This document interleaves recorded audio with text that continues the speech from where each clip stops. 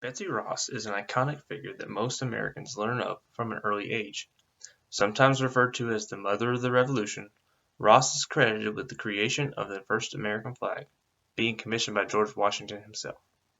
The story goes that Washington came to Betsy in Philadelphia with a plan for the design of the flag, which she took, tweaked slightly, and created the stars and stripes. However, what many people don't know is that this story is no more than just that, a story. Most scholars did not recognize her as the definite maker of the first flag, but to the American public in general, she is an American hero. Elizabeth Griscom was born on January 1st, 1752, in Philadelphia. She was the eighth of 17 children. Young Betsy attended a Quaker school and was then apprenticed to William Webster, an upholsterer. She eloped when she was 21 and married John Ross, an Episcopal. Only 2 years into their marriage, though, John was supposedly killed in an ammunition explosion as a member of the local militia in Philadelphia. She remarried in 1777, but her second husband, Joseph Ashburn, was captured in 1782 while working as a privateer, and he died in a British prison. They had two daughters together before his death. She married John Claypool in 1783, shortly before the Treaty of Paris was signed, with whom she had 5 children and a happy life after the conclusion of the war. She retired from work in 1827 and went to live with her married daughter in the Philadelphia suburbs. She died January 30th, 1836, at the age of 84. When it comes to her claim to fame, the first account of Ross's role in the design of the flag did not come into existence until the late 1800s, and when it did surface, it was told by her descendants.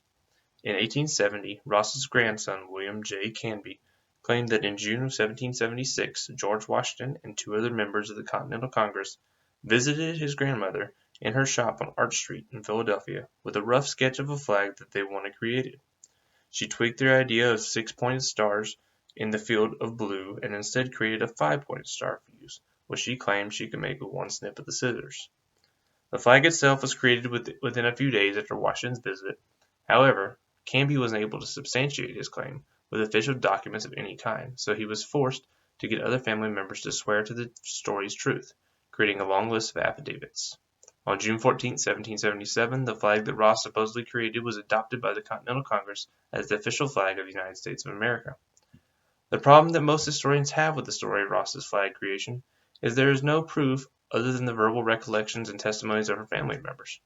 There are no receipts or written logs of purchase, as was fairly customary for the time period. However, there is no evidence of this type that supports the idea that someone else created the flag either.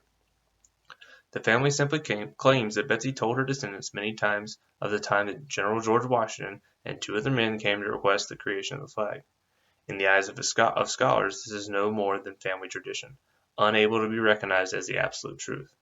The simple truth is that Ross was one of many flag makers and seamstresses in Philadelphia capable of creating the flag, and among those, she isn't the most likely to be its creator.